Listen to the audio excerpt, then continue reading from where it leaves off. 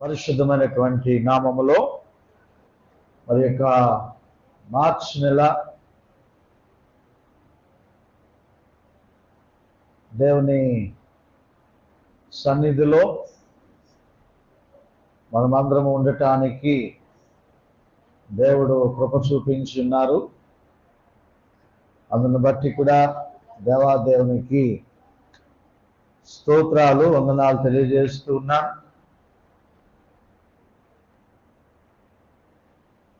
అలాగనే మరి ఇంతవరకు కూడా నడిపించినటువంటి మరి సహోదరి భారతి గారికి కూడా ప్రభు పేరిట వందనాలు తెలియజేస్తూ ఉన్నాను.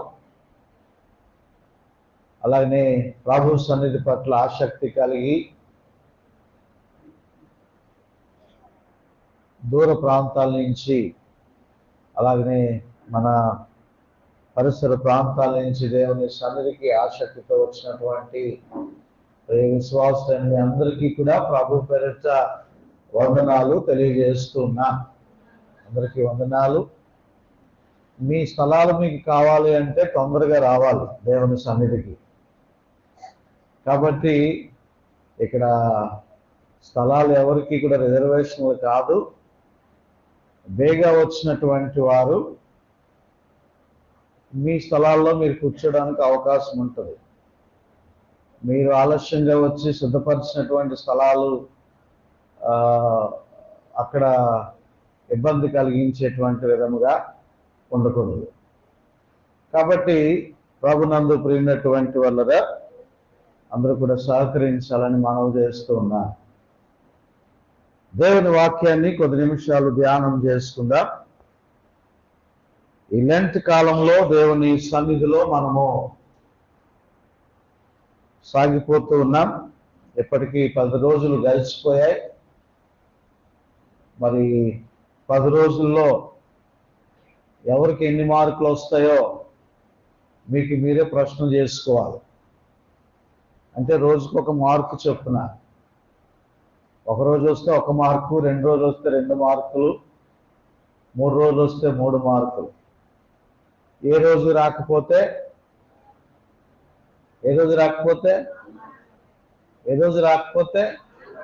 గట్టిగా చెప్పరా? ఎట్టి 0 అంట కదా. కాబట్టి ప్రియమైనటువంటి దేవుని బిడ్డలారా, దేవుని సన్నిధిలో ప్రతి రోజు కూడా దీపము వెలుగుతూ ఉంది. అనగా దేవుని వాక్యం అనేటువంటి వెలుగు, ప్రార్థన అనేటువంటి వెలుగు. కొంతమంది ఉదయం వచ్చి సాయంత్రం రాకపోతే పర్లేదు అనుకుంటారు. అది కరెక్ట్ కాదు. ఉదయం కేవలము ప్రార్థనే జరుగుతుంది, సాయంకాలము ఆరాధన జరుగుతుంది. కాబట్టి దయచేసి గమనించి ఆరాధనకు కంపల్సరిగా రండి. ఇంకా 30 రోజులు మిగిలిన్నాయి. వాక్యము చేత బలపడండి, వాక్యము చేత స్థిరపడండి, వాక్యము చేత జీవితాలు కట్టుకోండి, కుటుంబాలను కట్టుకోండి, దేవుని నిత్య రాజ్యాన్ని స్వతంత్రించుకోండి. ప్రియమైనటువంటి దేవుని బిడ్డలారా, కొద్ది నిమిషాలు దేవుని వాక్యాన్ని మనము చదువుకుందాం. ఈ దినాన్ని దేవుని వాక్యాన్ని మనము చదివించినటువంటి ప్రకారముగా లూకా సువార్త 9వ అధ్యాయము 28 నుంచి 35 వరకు ఉన్నటువంటి లేఖన భాగాన్ని మనము జ్ఞాపకం చేసుకున్నట్లయితే, యేసుక్రీస్తు ప్రభువారు రూపాంతరము చెందుట, రూపాంతరము అనుభవంలోనికి యేసుక్రీస్తు ప్రభువారు వచ్చి ఉన్నారు. రూపాంతర అనుభవము మన జీవితాల్లో కూడా ఎంతైనా అవసరము. రూపాంతర అనుభవం లేకపోతే మనము దేవుని సన్నిధికి చేరము, దేవుని రాజ్య వారసులుగా మనం ఉండలేము. ప్రియమైనటువంటి దేవుని బిడ్డలారా, ఈ రూపాంతర అనుభవం గురించి మత్తయి సువార్త 17వ అధ్యాయంలోను, మార్కు సువార్త 9వ అధ్యాయంలోను, లూకా సువార్త 9వ అధ్యాయంలో కూడా ఈ యొక్క రూపాంతర అనుభవాన్ని యేసుక్రీస్తు ప్రభు వారి గురించినటువంటి ఆ రూపాంతర అనుభవాన్ని అక్కడ చెప్పడము జరిగింది. ఇది గ్రీకు పదము మెటామోర్ఫోన్ అనేటువంటి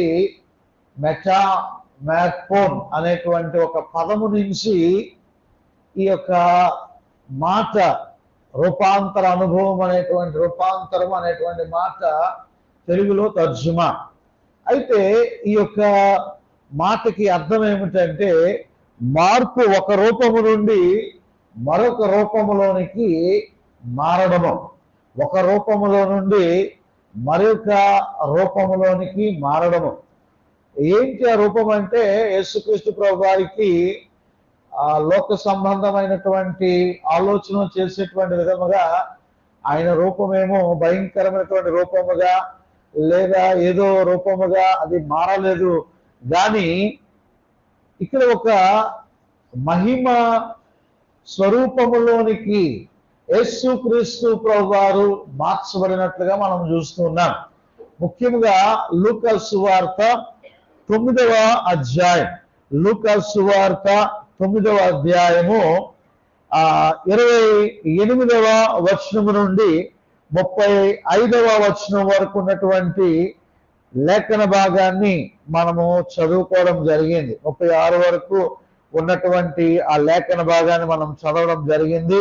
ఒకసారి బైబిల్ తెచ్చారు కదా అందరూ కూడా, బైబిల్ తెచ్చినటువంటి వారందరూ కూడా తెరిచి ఒకసారి అక్కడ మనము చదివినట్లయితే ఈ మాటలు చెప్పినది మొదలుకొని రమారమి 8 దినములు అయిన తర్వాత అందరం కలిసి చదువుదాం.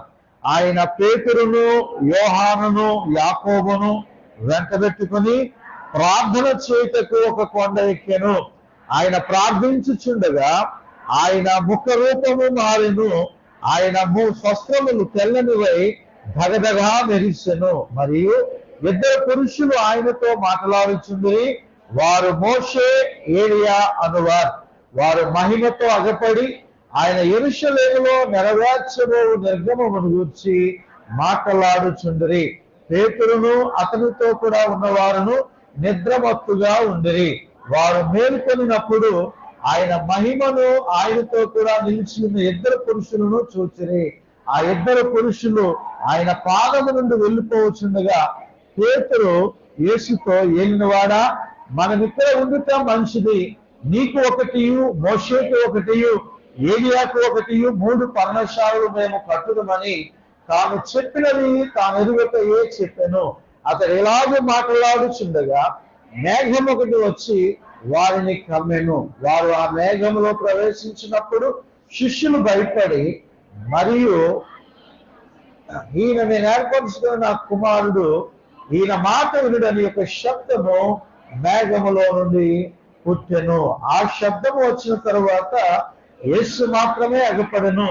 తాము చూసిన వాటిలో ఒకటి ఆ దినములలో ఎవరికి తెలియజేయక వారు ఊరకొండిరి. ప్రియమైనటువంటి దేవుని బిడ్డలారా, యేసుక్రీస్తు ప్రభుల వారి యొక్క రూపాంతర అనుభవం, రూపాంతరమైనటువంటి అనుభవాన్ని మనం ఇక్కడ చూస్తున్నాం. యేసుక్రీస్తు ప్రభు వారు పేతురుని, యోహానుని, యాకోబుని వెంట పెట్టుకొని ప్రార్థన చేయడానికి ఒక కొండ మీదకి తీసుకొని వెళ్ళారు. ఆయనకి కూడా ఆ 12 మందిలో కూడా సన్నిహితులు ఉన్నారు, అత్యంత సన్నిహితులు కూడా ఉన్నారు. అలాగే ఒక దేవుని యందు విశ్వాసులైనటువంటి వారికి, అలాగనే కాపర్లైనటువంటి వారికి, యాజకులైనటువంటి వారికి కూడా వారి యొక్క విశ్వాసమును బట్టి, వారి యొక్క నమ్మకమును బట్టి, వారి యొక్క అభిమానమును బట్టి, వాళ్ళలో ఉన్నటువంటి దేవుని ఎడల, దేవుని పనుల ఎడల ఆసక్తిని బట్టి కొంతమంది సన్నిహితులు ఉంటారు, అత్యంత సన్నిహితులు కూడా ఉంటారు. అలాగే యేసుక్రీస్తు ప్రభు వారి శిష్యులు అందరినీ వెంట పెట్టుకొని వెళ్ళిపోలేదు. కానీ పేతురు, యోహాను, యాకోబు అది తీసుకుని వారిని కొండ దగ్గరికి వెళ్ళినట్టుగా మనం చూస్తున్నాం. ఆ కొండ మీద ప్రార్థించుచుండగా యేసుక్రీస్తు ప్రభు వారి యొక్క ముఖరూపము మారిపోయింది. ఆయన వస్త్రము తెల్లనివై దగదగా మెరిసిపోయింది. అలాగనే ఇద్దరు పురుషులు ఆయనతో మాట్లాడుచూ ఉండేది.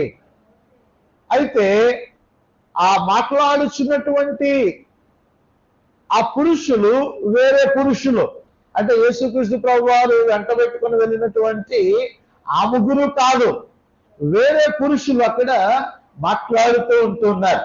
ప్రియమైనటువంటి దేవుని బిడ్డలారా, వేరే ముగ్గురు అక్కడ మాట్లాడుతున్నట్లుగా మనం చూస్తున్నాం. కాబట్టి ప్రియమైనటువంటి దేవుని బిడ్డలారా, అక్కడ యేసుక్రీస్తు ప్రభువారి యొక్క ముఖము ప్రకాశిస్తూ ఉంది. యేసుక్రీస్తు ప్రభువారి వస్త్రాలు దగదగా మెరుస్తున్నాయి. శ్రీను గారు వెనకాతల సౌండ్ బాక్స్ దగ్గర రైట్, కూర్చోండి. మీరు మాట్లాడలేదని వస్తున్నాను. ప్రియమైనటువంటి దేవుని బిడ్డగా జ్ఞాపకం చేస్తున్నాను, ఆయన ముఖము ప్రకాశిస్తూ ఉంది. ఆయన వస్త్రాలు ఆర్టిఫిషియల్ వెలుగు కాదు, అక్కడ మనుషులు సృష్టించుకున్నటువంటి ముఖానికి రాసి తెచ్చుకున్నటువంటి మెరుపు కాదు. అలాగనే డిటర్జెంట్లతో సర్ఫ్ ఎక్సెల్తో ఉతికినటువంటి మెరుపు కాదు. ప్రియమైనటువంటి దేవుని బిడ్డలారా, అది ఆయన యొక్క మహిమ రూపాన్ని అక్కడ చూపిస్తున్నది. యేసుక్రీస్తు ప్రభువారు ఏ విధముగా పరలోక రాజ్యములో ఆయన మహిమ రూపము కలిగి ఉంటాడో ఆ మహిమ రూపాన్ని ఈ రూపాంతరపు కొండ అని దీనికి పేరు, ఈ కొండ మీద ఈ కార్యమును జరుగుతున్నది అనేటువంటి విషయాన్ని గమనించాలని ప్రభు పేరిట మనవి చేస్తున్నాం. రూపాంతర అనుభవంలోనికి రావాలని ఎవరు ఇష్టపడరు? రూపాంతర అనుభవంలోనికి రావాలని ఎవరు ఇష్టపడకుండా ఉంటారు? ఒక వ్యక్తి ఎవరైనా అనారోగ్యంగా ఉన్నాడు అనుకోండి, అనారోగ్యంగా ఉన్నటువంటి వ్యక్తి ఆరోగ్యంగా మారాలి అని అనుకుంటాడా? అనుకోడా? అనారోగ్యంతో ఉన్నటువంటి వ్యక్తి అనారోగ్యంతోనే ఉండాలని అనుకుంటాడా? లేదు, వాడు ఆరోగ్యంగా మారాలనుకుంటాడు. అప్పుల బాధలు, లేమిడి పరిస్థితులు, ఇబ్బందులతో ఉన్నటువంటి వారు వారి పరిస్థితి మారి వారు రూపాంతర అనుభవంలోనికి రావాలని వారు కోరుకుంటారా? కోరుకోరా? గట్టిగా మాట్లాడరా? వద్దా? దేవుడు మీకు ఆశీర్వాదాలు వద్దా? వాడు వేరే స్థితికి మారాలి, రూపాంతరం చెందాలి, రూపాంతర అనుభవంలోకి మారాలని ఎవరైనా కూడా అనుకుంటాడు. పూరుపాకలో ఉన్నటువంటి వాడు ఇదిగో మేము రూపాంతర అనుభవం పొంది ఓ పెద్ద బిల్డింగ్ లోకి వెళ్ళాలని అనుకుంటాడు. అనుకోడా? ఖచ్చితంగా అనుకుంటాడు. 10th క్లాస్ చదువుతున్నటువంటి వాడు చక్కగా మేము పాస్ అయ్యి ఇంటర్మీడియట్ లోకి లేదా హై ఎడ్యుకేషన్ లోకి మేము వెళ్ళాలని అనుకుంటాడు. అనుకోడా? అనుకుంటాడు. ప్రియమైనటువంటి దేవుని బిడ్డరా, రూపాంతర అనుభవం అనేటువంటిది నిజంగా మనందరికీ కూడా ఎంతో ఇష్టమైనటువంటిది. అయితే ఇక్కడ కూడా యేసుక్రీస్తు ప్రభువారు రూపాంతర అనుభవాన్ని అక్కడ మనము చూస్తూ ఉన్నాం. ఆయన ఈ లోకానికి ఎన్నిక లేని వాడుగా మనందరి యొక్క దరిద్రమును బట్టి ఆయన ధనవంతులై ఉండి మన కొరకు ఆయన దరిద్రులుగా ఈ లోకానికి వచ్చినప్పటికీ కూడా ప్రియమైనటువంటి దేవుని బిడ్డలారా, ఇదిగో ఆయన అసలు యొక్క రూపము, అసలు యొక్క మహిమ దేహం అనేటువంటిది ఇక్కడ కనబడుతూ ఉంది. ఈ యొక్క సన్నివేశాన్ని, ఈ దృశ్యాన్ని అందరూ కూడా చూడలేదు. అందరూ కూడా ఈ దృశ్యాన్ని చూడటం లేదు. కేవలము పేతురు, యోహాను, యాకోబు. ఎవరండి? పేతురు, యోహాను, యాకోబు అనేటువంటి వారు మాత్రమే ఆ యొక్క దృశ్యాన్ని వారు చూసి ఉన్నారు. ఆయన మట్టుగా చూడటం కాదు, ఆ పక్కన ఇద్దరు మనుషులు కూడా కనబడుతూ ఉన్నారు. ప్రియమైనటువంటి దేవుని బిడ్డలారా, ఒకరు మోషే, రెండవ వ్యక్తి ఏలియా. ఒకరు మోషే, రెండవ వ్యక్తి ఏలియా కనబడుతూ ఉన్నారు. ఆయన ముఖము చాలా ప్రకాశవంతముగా మెరుస్తూ ఉంది. ఆయన వస్త్రాలు దగదగామని మెరుస్తూ ఉన్నాయి. ఒక ప్రచండమైనటువంటి వెలుగు, ఆ వెలుగు అక్కడ కనబడుతూ ఉంది. ఆ చూసి అక్కడ చూసినట్లయితే మరియు ఇద్దరు పురుషులు ఆయనతో మాట్లాడుచుండరి. వారు మోషే, ఏలియాను వారు మహిమతో అగపడి ఆయన యెరూషలేములో నెరవేర్చబోవు నిర్గమమును గురించి మాట్లాడుచుండిరి. యెరూషలేములో నెరవేర్చబోవు నిర్గమమును గురించి. నిర్గమం అంటే ప్రియమైనటువంటి దేవుని బిడ్డరా, ఏదైతే రక్షణ కార్యము చేయబోతూ ఉన్నాడో దాని గురించి వారు మాట్లాడుకుంటున్నారు. ఇంత గొప్ప రక్షణ కార్యము జరగబోతూ ఉంది, ఇంత గొప్ప రక్షణ క్రియ జరగబోతూ ఉంది అనేటువంటి ఆ యొక్క విషయాల గురించి యేసుక్రీస్తు ప్రభు వారితో పాటు ఏమండి మోషే, ఏలియా, ఆ ముగ్గురు కూడా అక్కడ మాట్లాడుకుంటున్నటువంటి దృశ్యాన్ని అక్కడ చూస్తూ ఉంటున్నప్పుడు ప్రేమటువంటి దేవుని బిడ్డలరా, అక్కడ పేతురును అతనితో కూడా ఉన్నవారును నిద్రమత్తుగా ఉండిరి. వారు మేల్కొన్నప్పుడు ఆయన మహిమను ఆయనతో కూడా నిలిచి ఉన్న ఇద్దరు పురుషులను చూచిరి. ఎక్కడైనటువంటి దేవుని బిడ్డరా, ఎంత గొప్ప సన్నివేశం జరుగుతూ ఉంటే ఏం చేస్తున్నారంటే ఈ లైన్ ఇక్కడికి వచ్చేస్తారా ఎవరి బిడ్డలు ఇలా ఫుల్ అయిపోయిందా? రైట్, కూర్చోండి. ప్రియమైనటువంటి దేవుని బిడ్డలరా, మనము గమనించినట్లయితే వీరు ఎంత గొప్ప సన్నివేశం జరుగుతూ ఉంది. ఎంత గొప్ప సన్నివేశము, మహిమ కలిగినటువంటి సన్నివేశము. ఒక పరలోక దృశ్యం అక్కడ ప్రత్యక్షమవుతూ ఉంది. ప్రత్యక్షమవుతూ ఉంటే వాళ్ళు ఏం చేస్తున్నారంట? మనలాగే పడుకుంటున్నారంట. ఏమండి, మహిమ కలిగినటువంటి కార్యాలు జరుగుతూ ఉంటే వారు అక్కడ ఏం చేస్తూ ఉన్నారు? నిద్రపోతున్నారంట. నిద్రపోయేటువంటి సమయమా ఇది? నిద్రపోయేటువంటి పరిస్థితి? అక్కడ మాట్లాడుతూ ఉన్నారు, అక్కడ ప్రార్థన చేస్తూ ఉన్నారు. ఆ ముగ్గురు కూడా జరగబోయేటువంటి ఆ గొప్ప రక్షణ గురించి మాట్లాడుతూ ఉంటే అక్కడ ఏం చేస్తున్నారంట? వాళ్ళు నిద్రపోతున్నారంట. తెల్లారి 5 గంటలకు ప్రార్థన చేస్తూ ఉంటే నిద్రపోతూ ఉన్నారంట. సాయంకాలం ప్రార్థన కొడుకులు జరుగుతూ ఉంటే నిద్రపోతూ ఉన్నారంట. పని పాటలు అసలు మరి ఏమనాలి? మహిమ కలిగినటువంటి కార్యం అక్కడ జరుగుతూ ఉంటే యేసుక్రీస్తు ప్రభు యొక్క మహిమ అక్కడ ప్రత్యక్షం అవుతూ ఉంటే అక్కడ వారు మత్తుగా నిద్రపోతూ ఉంటున్నారంట. నిద్రపోయేటువంటి వారి దగ్గరికే సాతాను వచ్చి ఏమి విత్తుతాడట? గురుగులు విత్తుతాడంట. ఆ గురుగులే కష్టాలు, ఆ గురుగులే కన్నీరు, ఆ గురుగులే లోటుపాట్లు, ప్రతి విధమైనటువంటి శోధనలు. ఇంకా రమ్మని నువ్వు ఆహ్వానం పలుకుతున్నావు అన్నమాట. ఆ గొప్ప మహిమ కలిగినటువంటి కార్యం జరుగుతున్నప్పుడు వీరు నిద్రపోతూ ఉన్నారు. చెట్టుకుని ఒక్కసారి వారు మేల్కొన్నప్పుడు ఒక్కసారి చూస్తూ ఉన్నారు. ఆ చూసేటువంటి టైంలో వీరు ఎప్పుడైతే చూస్తున్నారో వారిద్దరు వెళ్ళిపోతున్నారు. ఎవరిద్దరు వెళ్ళిపోతున్నారు? మోషే, ఏలి అక్కడ వెళ్ళిపోతూ ఉంటే అక్కడ పేతురు అంటున్నాడు, యేసయ్యతో అంటున్నాడు, ఏలినవాడా, మనం ఇక్కడ ఉండటం మంచిది. నీకొకటియు, మోషేకు ఒకటియు, ఏలియాకు ఒకటియు 3 పర్ణశాలలు మేము కట్టుదమని తాను చెప్పినది తాను ఎరుగకయే చెప్పాను.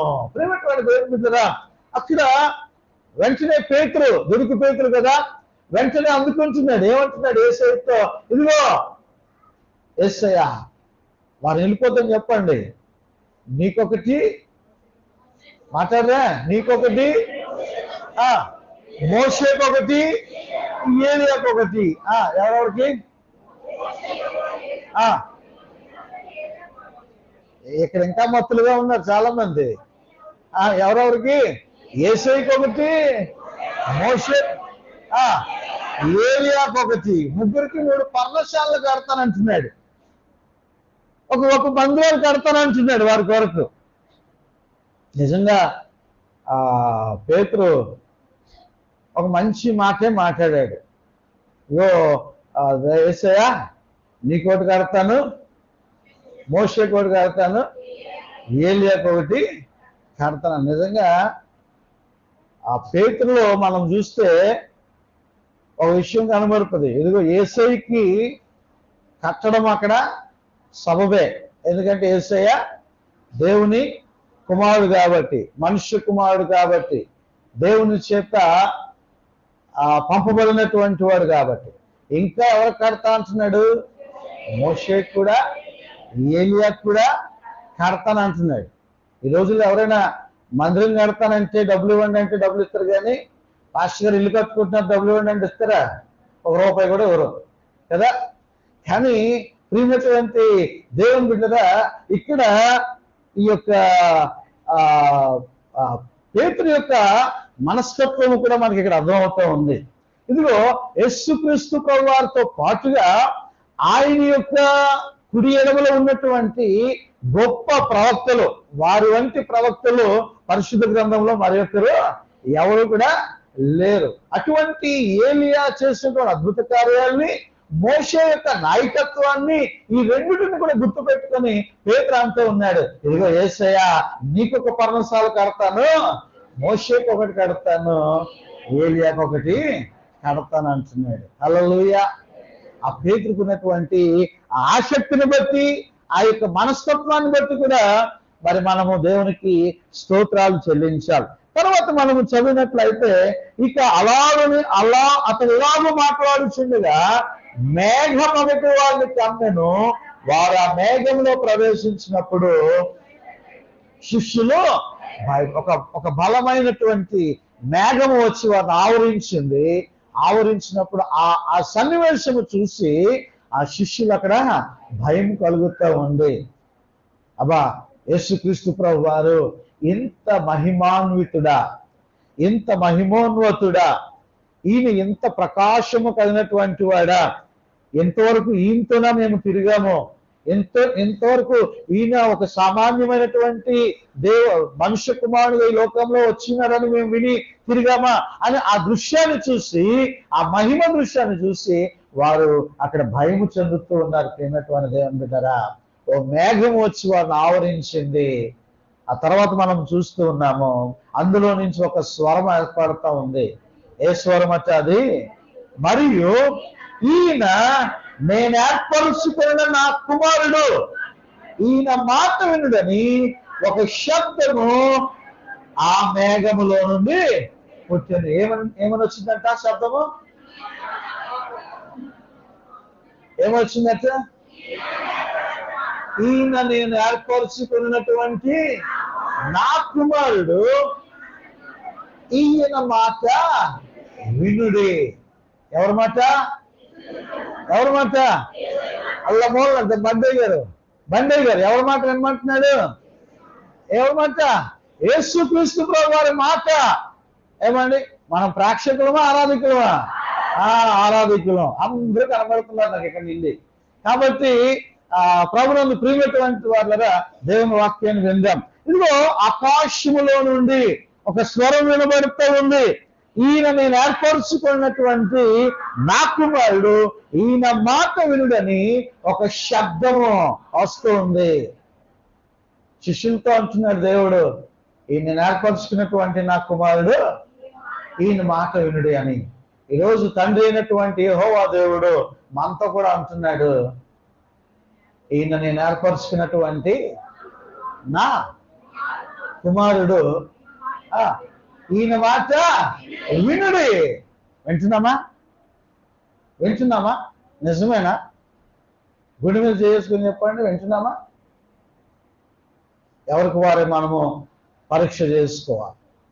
కాబట్టి యేసుక్రీస్తు ప్రభు వారి యొక్క రూపాంతర అనుభవం అనేటువంటి ఈ సన్నివేశంలో ఈ విధముగా అక్కడ జరిగి ఉన్నది. అయితే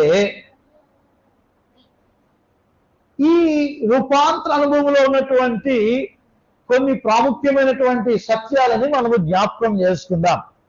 మొట్టమొదటిగా యేసుక్రీస్తు ప్రభు వారు మహిమ కలిగినటువంటి దేవుడు. ఈరోజు మాట్లాడద్దు, పిల్లలు పైన మాట్లాడదు.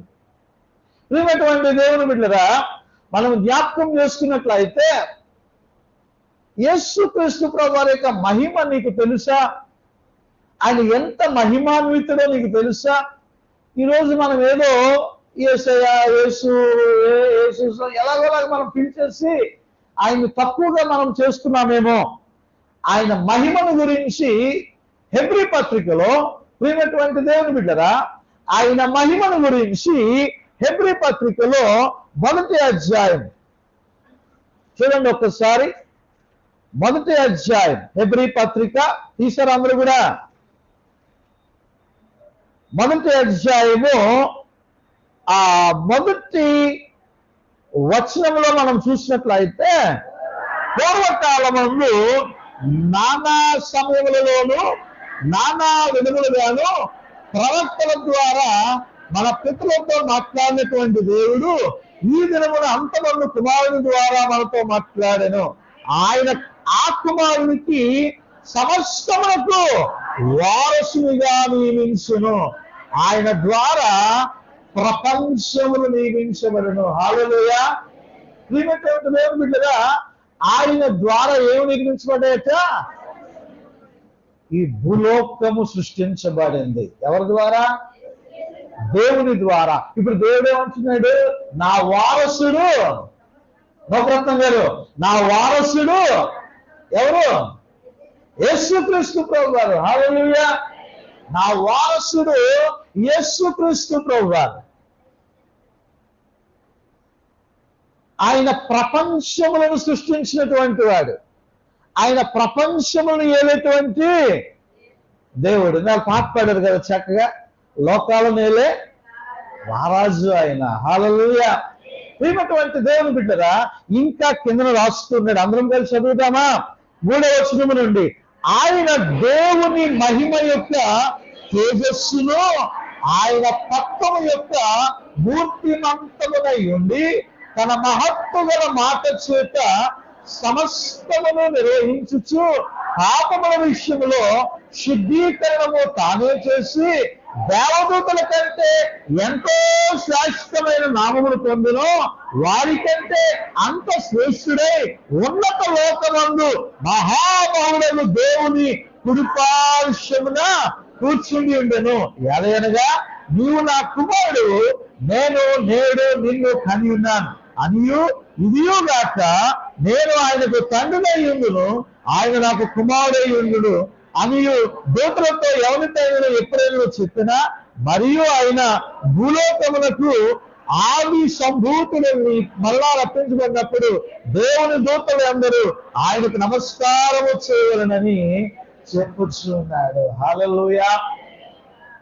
యేసుక్రీస్తు ప్రభువారు ఆయన మహిమాన్వితుడు అండి.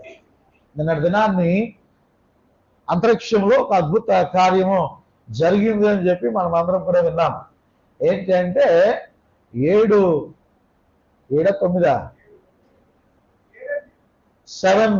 ప్లానెట్స్ అన్ని కూడా ఒక ఫార్మేషన్ లోకి వచ్చాయి.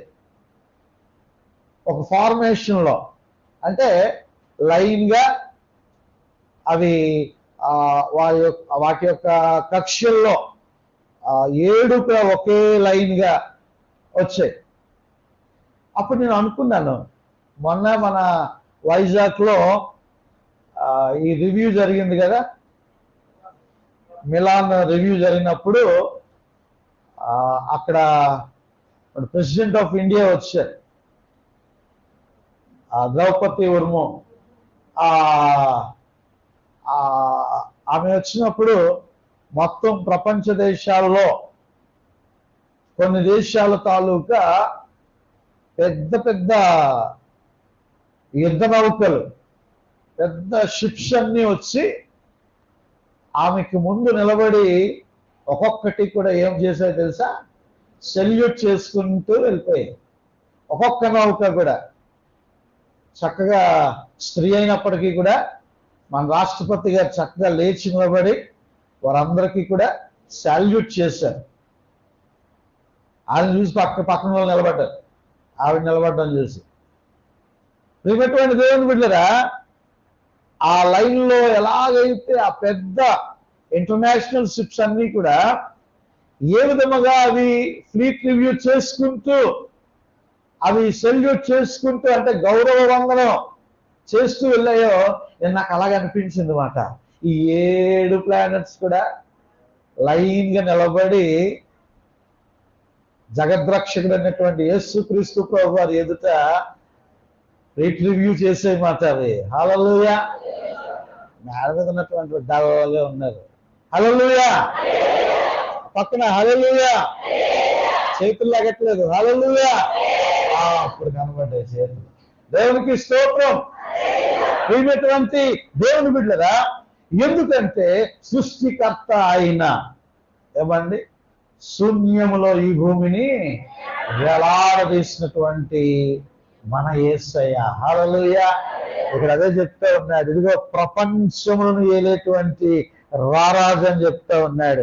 ఇదిగో మొత్తం అందరూ కూడా ఆయన ఎదుట వంగి నమస్కరించవలసినటువంటిదే. హల్లెలూయా.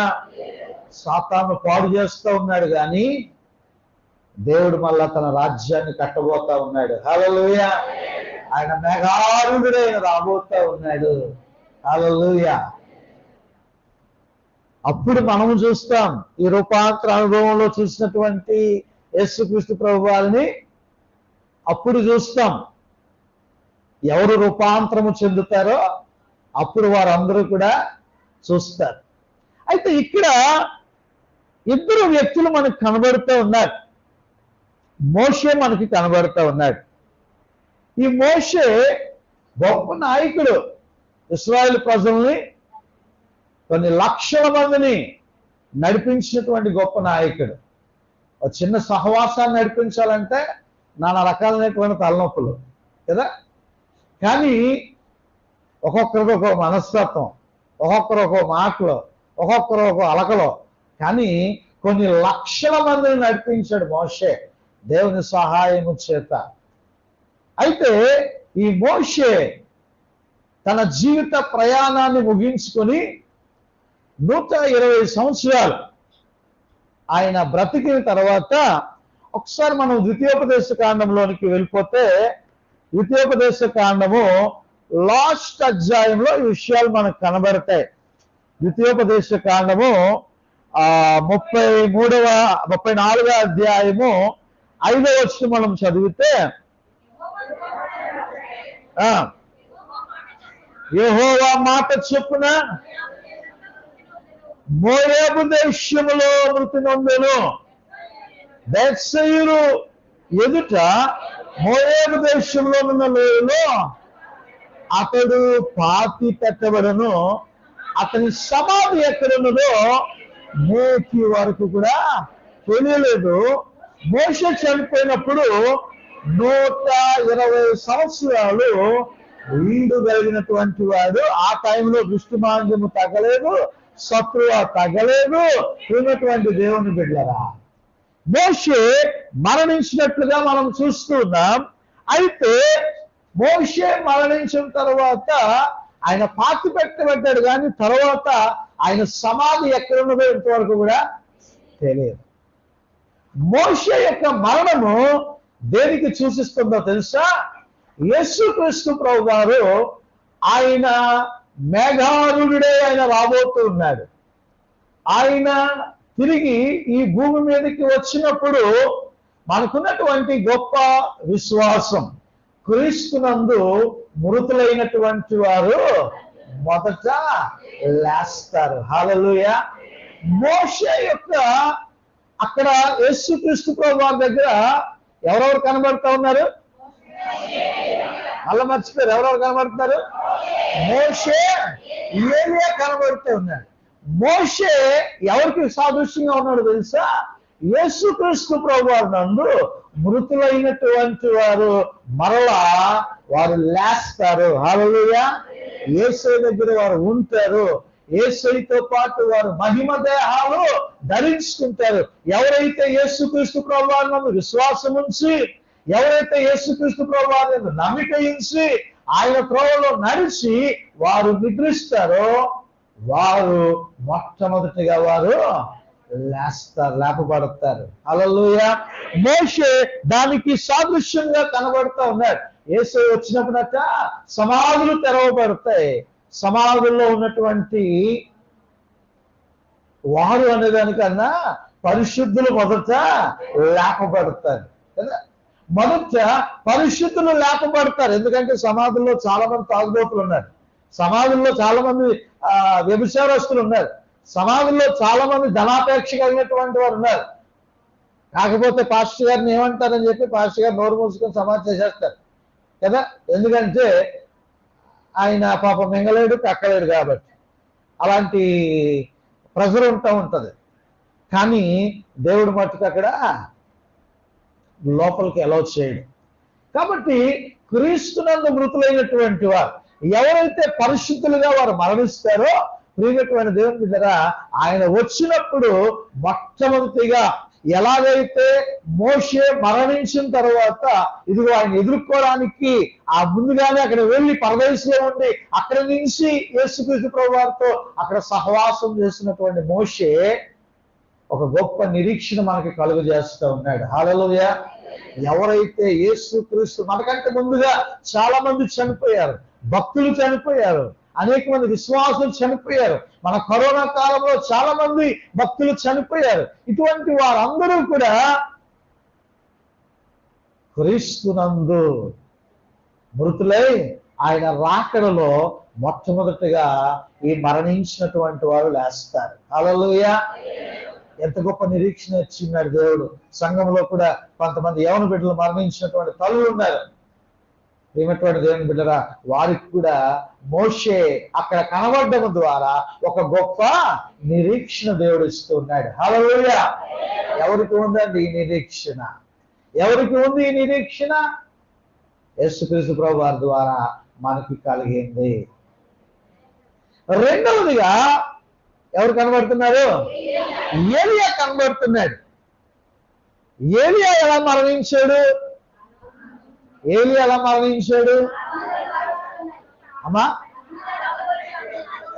అసలు మరణించాడా? దానికి ముందు జవాబు చెప్పాలి మీరు. అసలు మరణించాడా? మరణించలేదు. చూడండి ఒకసారి 2వ రాజుల గ్రంథము, ఒక్క నిమిషం. 2వ రాజుల గ్రంథము చూడండి అందరూ కూడా. 2వ రాజుల గ్రంథము 2వ అధ్యాయము చూసారు అందరూ కూడా. 2వ రాజుల గ్రంథము 2వ అధ్యాయము 11వ వచనాన్ని చదివితే, వారింకనూ వెళ్ళొచ్చు మాట్లాడుచుండగా, అంటే ఏలియా ఎలీషా వెళ్ళొచ్చు మాట్లాడుకుంటూ వెళ్తున్నప్పుడు అగ్ని రథమును అగ్ని గుర్రములను కనబడి వీరిద్దరిని వేరు చేసును. అప్పుడు ఏలియా సుడిగాలి చేత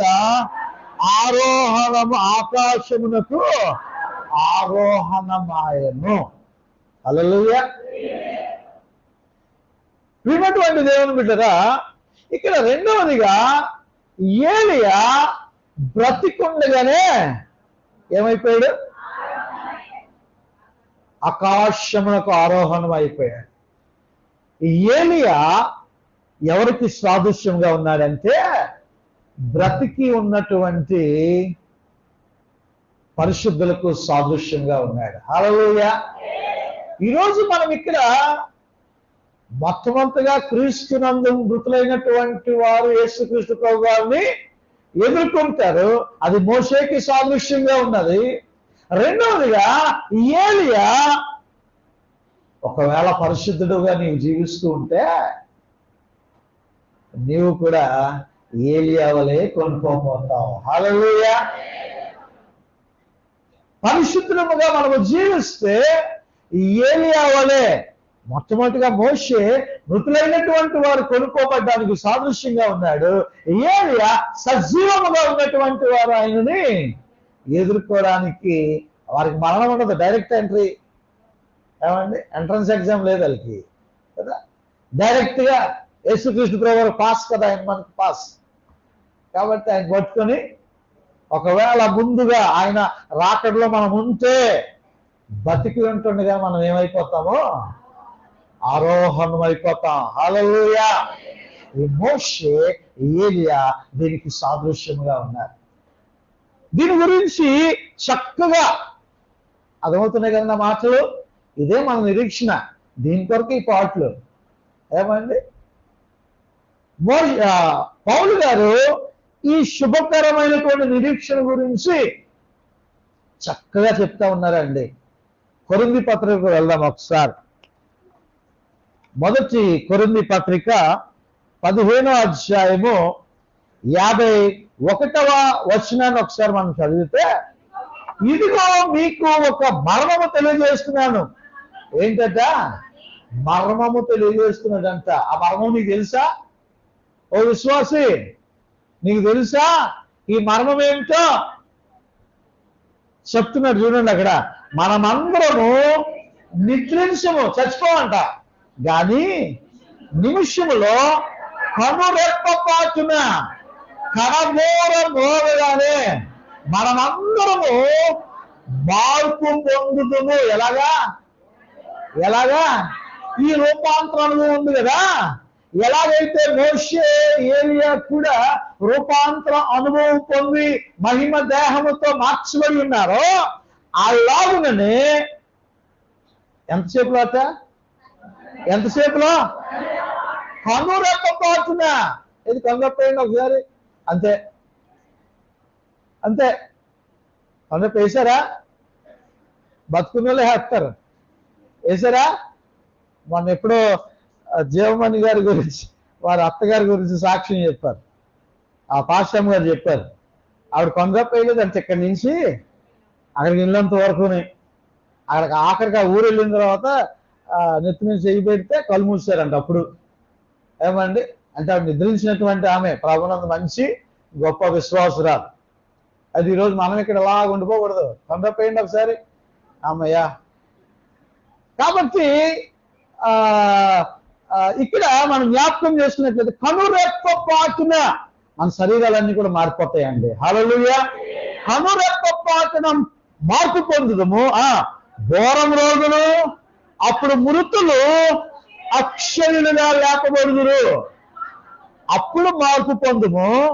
క్షయమైన ఈ శరీరము అక్షతను ధరించుకోవలసినది, మత్స్యమైన ఈ శరీరము అమర్క్షతను ధరించుకోవలసినది.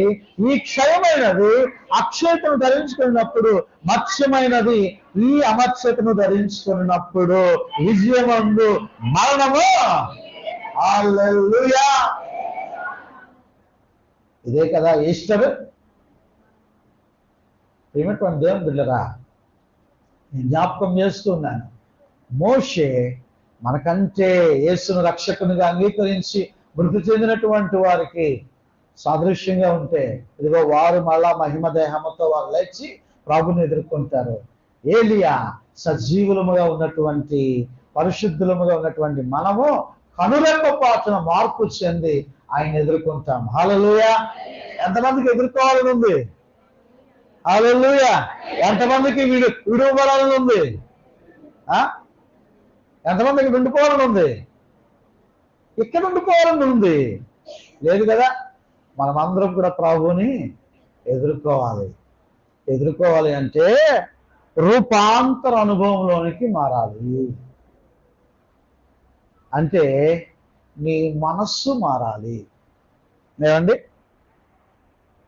రోమపత్రిక 12వ అధ్యాయము 2వ వచనంలో పౌలు గారు చక్కగా మాటలు చెప్తున్నారు. చూడండి ఏం చెప్తున్నాడండి. మీరు ఈ లోక మర్యాదను అనుగ్రహింపక ఉత్తమమును అనుకూలమును సంపూర్ణములై ఉన్న దేవుని చిత్తమేదో పరీక్షించి తెలుసుకున్నట్లు మీ మనస్సు మారి నూతన భవిత వలన రూపాంతరము పొందుడి.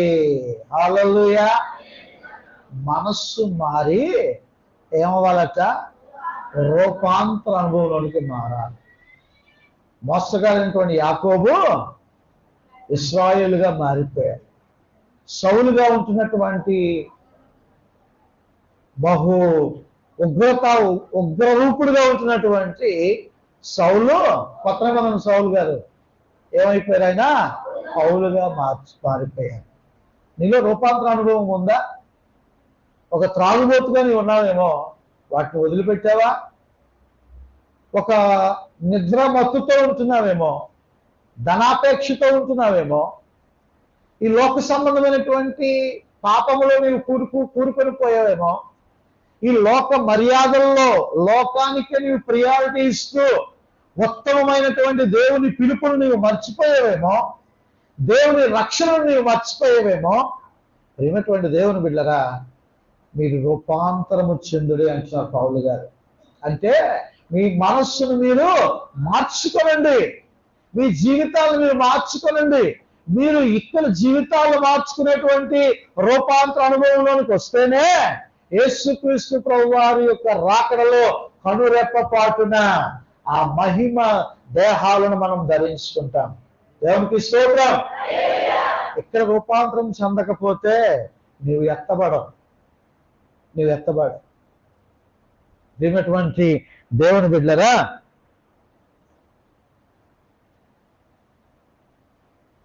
తెల్లనివన్నీ పాలు కావు. అవునా కదా? ఈ వారం రోజుల నుంచి కూడా మారుమోగిపోతూ ఉంది కదా. తెల్లగా ఉన్నాయి పాలే కదా అని తాగేస్తే విషయం అయిపోతూ ఉంది. ఆ విషయానికి ఎంతమంది కూడా ఎనమండి? ఎంతమంది చూడలేదా? నలుగురా? ఏడుగురు చనిపోయారండి. పాల తయారీ నుంచి వచ్చినటువంటి పాల క్యానే అది. మళ్ళా ఆ క్యానే అందరికీ డిస్ట్రిబ్యూషన్. పాలు తాగాలంటే కల్తీ కదా. మన ఇప్పుడు ఎక్స్పైరీ అయిపోయినటువంటి ఈ టైంలో ఎక్కువ ముస్లిం సోదరులు ఎక్కువ ఖర్జూరాలు తింటారు కదా. అవి కూడా డేట్స్ అమ్మేస్తున్నారు.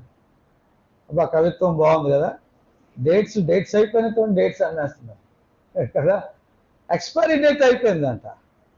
వాటిని మళ్ళీ లేబుల్ తీసేయడం, ఎగ్ మార్క్ వేయడానికి కూడా, ISI మార్క్ వేయడానికి కూడా ఏ మాత్రము కూడా భయపడటం లేదట. ఎక్కడ చూసినా మోసం దాగా.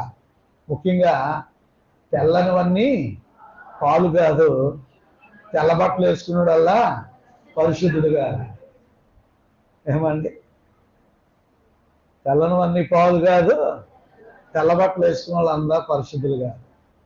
ఏమండి? ఇంకా మనలో ఏమి దాగి ఉన్నాయో. కొలస్సీ సంఘము రక్షించబడినటువంటి సంఘమే. కొలస్సీ సంఘము దేవుని యందు విశ్వసించేటువంటి, సువార్తను అంగీకరించేటువంటి సంఘమే. కానీ కొలస్సీ సంఘానికి కూడా కొన్ని హెచ్చరికలు ఆ 3-4 అధ్యాయాలు మనం చూసినట్లయితే, ఆ 3-4 అధ్యాయాలు మీకు తీరుకుంటే, నిజమైనటువంటి విశ్వాసులుగా ఉంటే ఆ 3-4 అధ్యాయాలు ఇంటికి వెళ్ళి చదవండి. కొలస్సీ సంఘాన్ని పౌలు గారు హెచ్చరిస్తూ ఉన్నారు, ఎలాగూ ఉండాలో చెప్తూ ఉన్నాడు అక్కడ.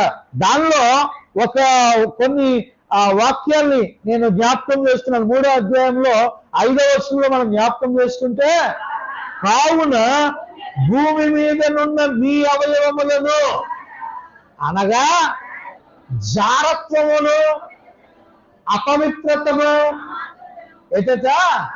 కామాతురత, ఎంత బేగా కామానికి ప్రియారిటీ ఇస్తున్నారు, ఎంత బేగా సెల్ ఫోన్ ఆన్ చేస్తున్నారు. కామాతురతను, దురాశను, విగ్రహారాధనైనటువంటి ధనాపేక్షను చంపివేయుడు. వాటి వలన దేవుని ఉగ్రత అవిధేయుల మీదకి వచ్చును. పూర్వము వారి మధ్య జీవించినప్పుడు మీరును వీటిని అనుసరించి నడుచుకుంటే, ఇప్పుడైతే మీరు కోపము, ఆగ్రహము, దుష్టత్వము, దోషణ, మీ నోట బూతులు అను వీటన్నిటినీ విసర్జించుడి. ఇక కింద అన్ని కూడా చదివితే, ఒక నూతన స్వభావాన్ని ధరించుకోండి అంటున్నారు. ఇవన్నీ నువ్వు వదిలిపెట్టి ఉన్నావా?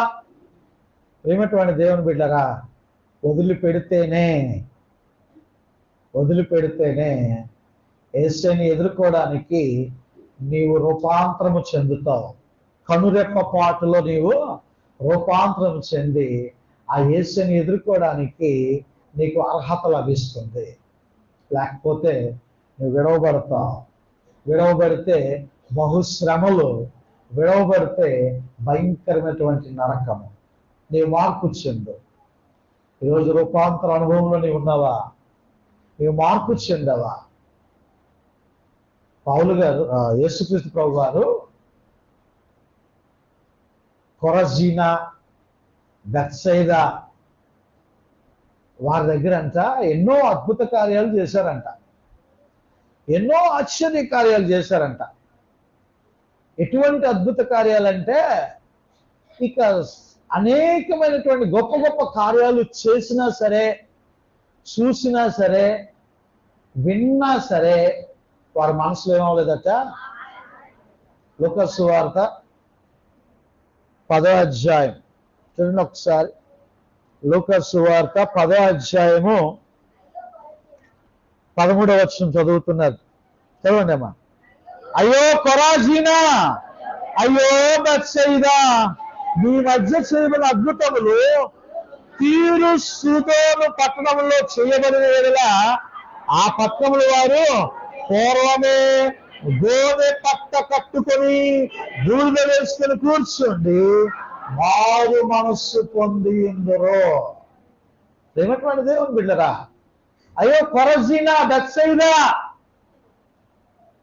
ఎన్ని గొప్ప కార్యాలు నేను చేశాను, ఎన్ని వాక్యాలు నువ్వు వింటున్నావు, ఎన్ని సాక్ష్యాలు నువ్వు వింటున్నావు, ఎన్ని గొప్ప మేలులు నువ్వు చూస్తున్నావు, కానీ నీలో ఏమి లేదు, మార్పు లేదు, రూపాంతర అనుభవం లేదు.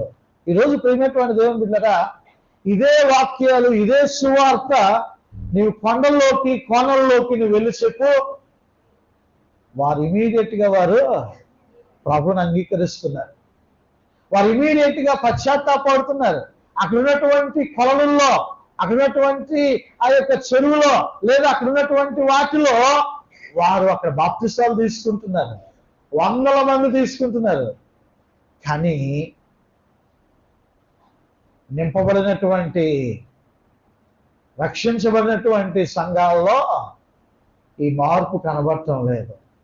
దేవుడు అంటున్నాడు, అయ్యో కొరజీనా, బెత్సైదా, వారు అద్భుతాలు చూశారు, అద్భుతమైనటువంటి దేవుని వాక్యాన్ని వారు విన్నారు, విన్నా సరే మార్పు.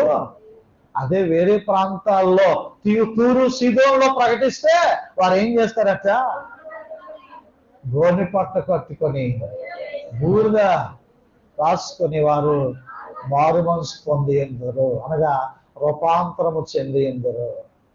ఈరోజు ఈ లెంట్ డేస్ అందుకొరకే గోనెపట్ట అనుభవంలోనికి రావాలి.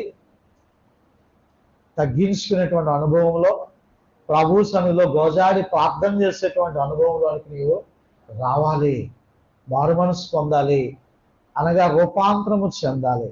ఇంకా ఎక్కడ వేసిన గొంగలి అక్కడే అన్నట్టుగా మన జీవితాలు ఉన్నాయేమో. మార్పు లేదు, ప్రార్థనా జీవితం లేదు, వాక్యము చదవడం లేదు, వాక్యము ధ్యానము చేయడము లేదు, దేవుని సన్నిధికి రావడం లేదు, ఏదో నెలకొకసారి తీర్థము ప్రసాదం తీసుకున్నట్టుగా మందిరానికి రావడము, నెలంతయు నీకు నచ్చినట్టుగా జీవించడము. అయ్యో, రూపాంతర అనుభవం ఉన్నదా? దేవుని సమయం దేవునికి ఇస్తున్నావా? లేకపోతే నువ్వు ఇంకా రూపాంతర అనుభవంలోనికి నీవు రాలేదు, ఇంకా నువ్వు అలాగే ఉన్నావు, నువ్వు అలాగే ఉన్నావు. అలాగే ఉంటే విడిచిపెట్టబడతావు సుమా. అలాగే ఉంటే నీవు కనురెప్పపాటులో మహిమ శరీరాలు నువ్వు ధరించుకోవు సుమా.